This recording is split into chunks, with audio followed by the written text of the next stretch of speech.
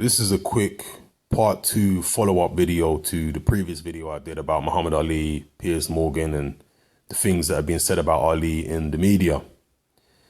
Now, first off, I have to address some people in the comment section to that first video, part one, who seem to get the impression, I don't know why, that I was actually attacking Muhammad Ali. That's not what was going on. Please listen to the video all the way through and understand what was being said. I was actually addressing the people who are attacking Muhammad Ali. I wasn't attacking him myself. I was addressing the people who were and putting what they were saying, their accusations, into context. Secondly, there was an individual in the comment section who obviously is some type of Piers Morgan fan, because he took exception to the fact that I called Piers Morgan a hypocrite, because Piers Morgan was condemning anybody who criticized Thatcher in the wake of her death. But then 3 years later, he is criticizing Muhammad Ali in the immediate wake of his death. And this individual said, well, Hatman, you're also a hypocrite because you didn't condemn the people who criticized Thatcher in the wake of her death, but you are condemning the people who are criticizing Ali in the wake of his death. Well, to this individual who clearly, as I say, is obviously some type of Morgan supporter, which you have to be a complete degenerate to support Piers Morgan. I clearly said in my initial video that Muhammad Ali hasn't done anything so bad that we would need to criticize him immediately after he's died. The obvious inference in that statement is that there is something that you could do that would be so bad that would justify criticizing you immediately after your death. There are some things that you could do that are that bad. For example, Jimmy Savile, he wasn't exposed and criticized immediately after his death, despite the fact that the BBC knew that he was a paedophile. A BBC journalist had a documentary ready to go the very year that Jimmy Savile was dead, just a month or so after his death, or a couple months after his death. A BBC journalist had an expose on Jimmy Savile all ready to go. And the BBC bosses refused to broadcast the documentary. So he could have been exposed immediately, and I would have been in favor of exposing him even during his life, because there were many, many people, you know, in the alternative or underground media who were saying that Jimmy Savile was a paedophile for many, many years. Now, that individual who left that comment claiming I'm a hypocrite, would you have been against Jimmy Savile being exposed immediately after his death? I wouldn't have been against it. I would have been dead for it.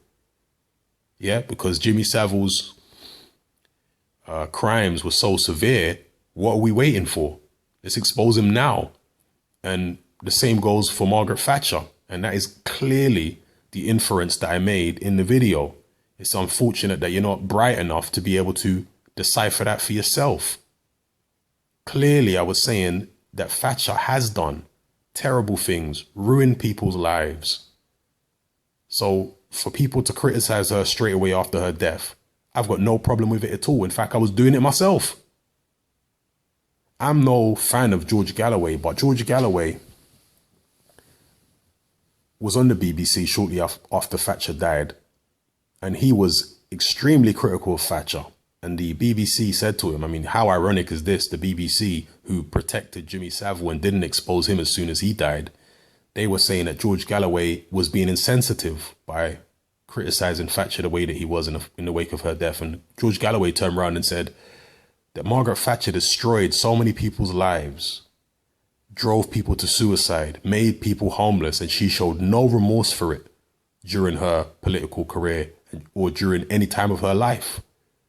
So why in the world should I feel any type of sorrow for her dying or show her any type of respect? She didn't show the thousands and thousands of people whose lives she destroyed any respect. She didn't show them any respect. So why should I show her respect in death? That's what George Galloway said.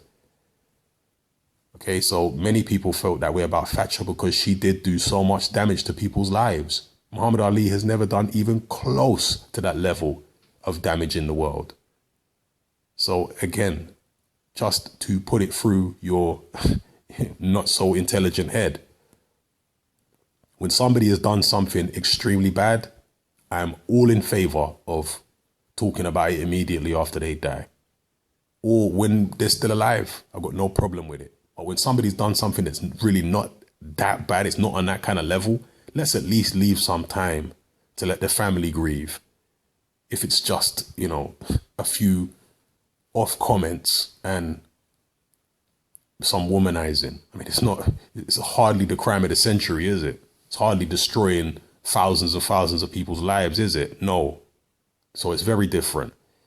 And finally, I just want to talk about Piers Morgan comparing Muhammad Ali to Donald Trump. Well, he said that Ali's comments were worse than Trump's comments and more racist. Totally ridiculous. Donald Trump is advocating killing people.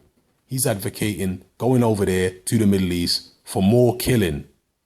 That's what he's advocating. When did Muhammad Ali ever advocate killing people? Never. Yeah, he never advocated killing people. He was anti-war and he was against the Vietnam War. And it's interesting actually that Bob Arum has come out in the past few days and said that Ali was right to be against the Vietnam War. And at the time, I believe Bob Arum might have been pro-Vietnam War, but he's in these latest interviews, he's been saying, I was wrong to be pro-Vietnam and Ali was right to be against Vietnam. Okay, so Ali was against war. Donald Trump is also pro-torture. The guy's saying we should bring torture back. These are things that Trump has said. Now, when did he ever say anything like that? To compare Ali to Trump, some joke business. But what do you expect from a tough like Piers Morgan, an aristocrat, a scumbag who's always constantly siding with people, aristocratic people who have got extremely dark and terrible pasts? That's what Piers Morgan does for a living, is, you know, trying to help to whitewash the crimes of the British establishment. That's all he does. Scumbag. Yeah, but when it's somebody from a working class, tough background, if they've done even the slightest thing wrong, Piers Morgan's jumping all over them, painting them out to be the devil themselves. You know, so to hell with Piers Morgan, man, and to hell with anybody who supports him. He's an idiot and a deeply, you know, ignorant and horrible individual. So, yeah, those are my thoughts on that whole situation with Piers Morgan, Trump, Muhammad Ali, and just putting everything into context. All right, so hopefully that's cleared that up for some people. It's your boy Hatman, I'm out.